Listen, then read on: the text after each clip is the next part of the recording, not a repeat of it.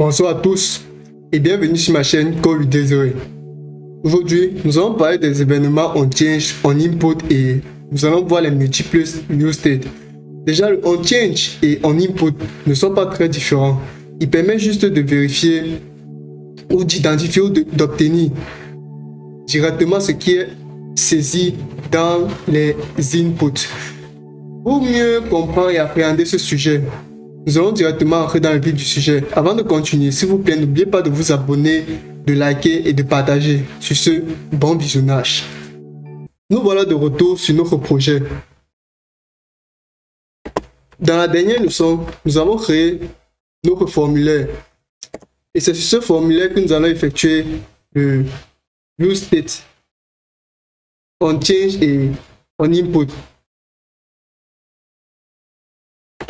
Ici, nous allons venir et appliquer notre événement à ce niveau.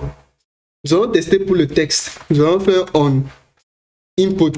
Vous allez réellement voir en fait que dans le code, lorsqu'on fait des petits projets de la sorte, dans le code, on input et on change, on ne voit pas réellement la différence. Mais ils font la même chose. Maintenant, la différence qui réside entre les deux précisément, c'est que avec le on input, il est directement déclenché dès lors qu'il y a une première saisie, ou du moins une saisie continue dans les différents inputs. C'est-à-dire, elle permet d'obtenir en temps réel la saisie d'un utilisateur. Pourtant, le on-change, il est aussi déclenché, mais différemment. Il est déclenché dès lors que l'utilisateur a terminé sa saisie. C'est pourquoi, dans la grande partie du temps, dans les formulaires, en React, on utilise le on-change. C'est ça qu'on utilise pour réaliser les formulaires. Comme on peut aussi utiliser le on-input. Tout dépend de tout un chacun. Donc ici, je vais mettre mon on-input. Et ici, je vais créer une fonction. Vous pouvez directement mettre les fonctions d'appel de la sorte comme vous voyez, comme ceci. Et vous écrivez votre fonction à l'intérieur. Mais moi, je ne vais pas faire ça. Je vais faire comme on faisait. On crée une référence et on pas appeler et on pas créer notre fonction. Ici, je vais appeler. Je vais dire form. Je vais dire form non. Et le form non aussi. On va venir à ce niveau. On va venir dire form non. Et ici, on va mettre notre fonction, bien sûr. Ici, ce qu'on va faire, on va mettre un event. En fait, l'événement qu'on met ici, c'est lui qui permet de pouvoir détecter ou bien de pouvoir obtenir des informations dans l'input en temps réel. On le met ici. On peut représenter comme vous voulez. Habituellement, on le représente par un E ou bien par un event par défaut. Vous pouvez mettre ce que vous avez envie. Mais moi, je vais mettre event. Vous pouvez mettre ce que vous avez envie. Donc ici, ce que je vais faire, je vais venir dire console.log de event. Si on regarde ici, regardez, si on vient dans expecter et on vient écrire, on vient dans console. Si on vient écrire ici, qu'est-ce qu'on observe? On observe des données et autres. Maintenant, nous voulons la valeur exacte de ce qui produit de cela. Donc, pour obtenir la valeur elle-même, nous venons dans target, puis dans target, nous venons dans value. C'est dans value qu'on retient la valeur de notre élément. Donc, du coup, ici, nous allons mettre event.target.value. Et si on revient sur notre navigateur, regardez. Si on vient écrire à nouveau, vous observez que la lecture se fait. On observe une lecture ici qui est faite. Maintenant, on va faire la même chose pour tous nos différents éléments. Comme j'ai dit, on input fait aussi la même chose. Si on venait mettre ici, on change fait aussi la même chose. Le on change fait exactement la même chose. Si je viens écrire ici, vous voyez qu'on a le même résultat. Moi, je vais utiliser le on change. Ici, on va copier ceci. On a 5 fois nos divs. 1, 2, 3, 4, 5. On a 5 fois la div. Donc, je vais copier ceci 5 fois. 2, 3, 4 et 5. Là, ici, on a le nom, le produit, le prix. Ici, je vais mettre prix.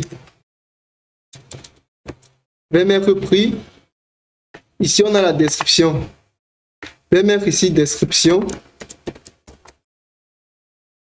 Ici, ce qui suit, on a la disponibilité. Ici, je vais mettre disponibilité.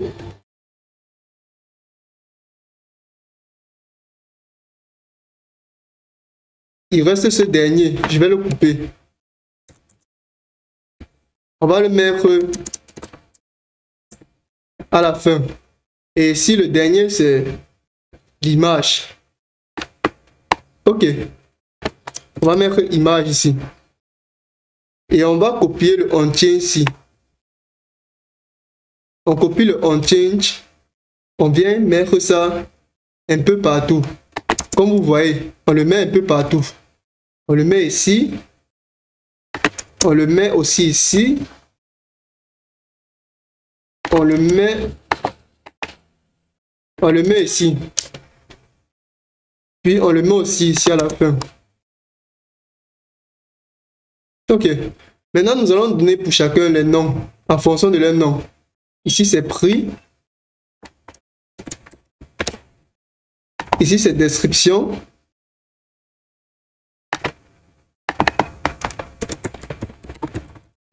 Ici, c'est description.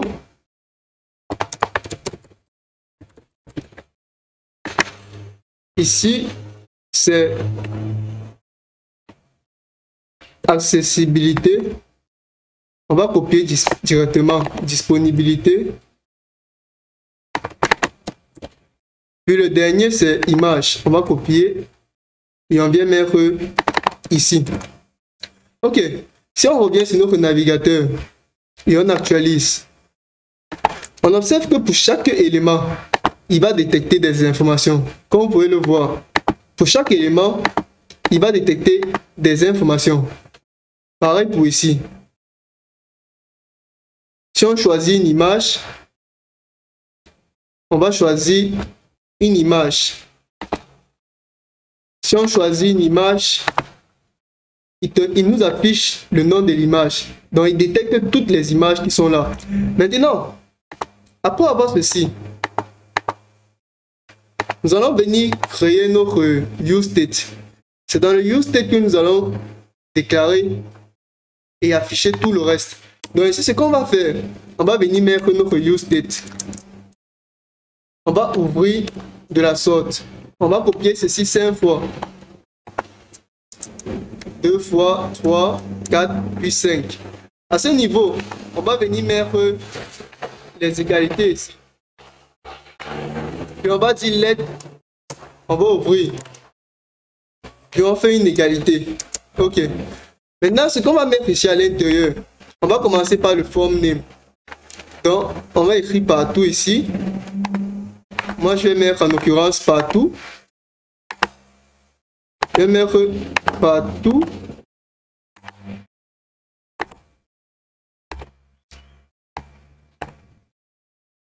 Ok.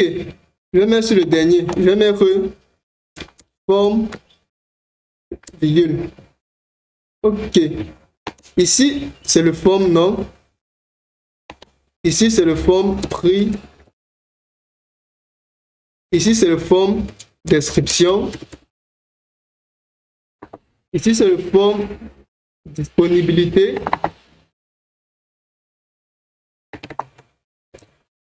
Petit f.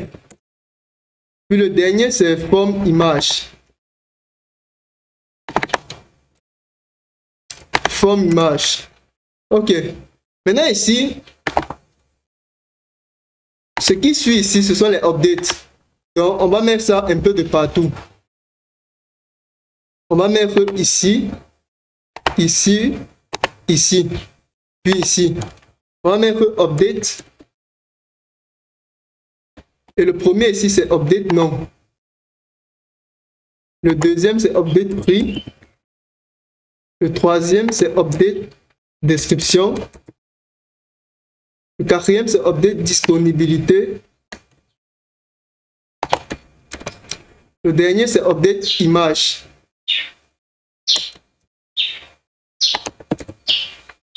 Ok, après on va ceci. On va plutôt copier notre update nom. On le met ici. On va faire pour chacun. Update nom, on met ici. Update prix, on met ici. Update description, on met ici. Update disponibilité, on met ici. Et update image. Update image, on le met à la fin. Maintenant, ce qu'on va faire, on ouvre ici et on met le event.target. Tout ceci, on copie ceci, on met ici. On va faire la même chose pour tout le reste. On ouvre partout ici. Si je ne suis pas en train d'expliquer, c'est parce qu'on a vu les use states dans les notions précédentes. Ceci, on est juste en train de faire plusieurs use states. On met partout. Ok. Maintenant, les consoles-ci, on va les effacer et mettre les vraies valeurs. Ici, c'est forme nom. On va mettre en dessous. On coupe. On met ici. Ici, c'est forme prix. On coupe. On met en dessous. Ici, c'est forme description. On coupe. On met en dessous. Et le dernier, c'est forme. On coupe déjà même. Et ceci, c'est forme image. Ok. Maintenant, on va revenir. Il y a disponibilité qu'on n'a pas mis.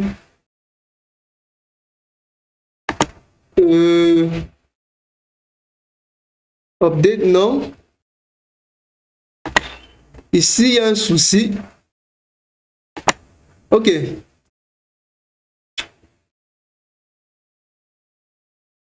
Donc, ceci est ici. Ceci, on coupe, on met ici. Ceci, on coupe, on le met ici. Ok. Maintenant, ceci, c'est forme disponibilité. Ok. Et on revient sur notre navigateur. Quand on actualise, lorsqu'on vient sur prix, on fait ceci, ça fonctionne. Le prix aussi fonctionne. La description fonctionne. La disponibilité, il fonctionne. Et l'image, pareil. C'était tout pour cette notion. S'il te plaît, n'oublie pas de t'abonner, de liker, puis de partager. Sur ce, peace out.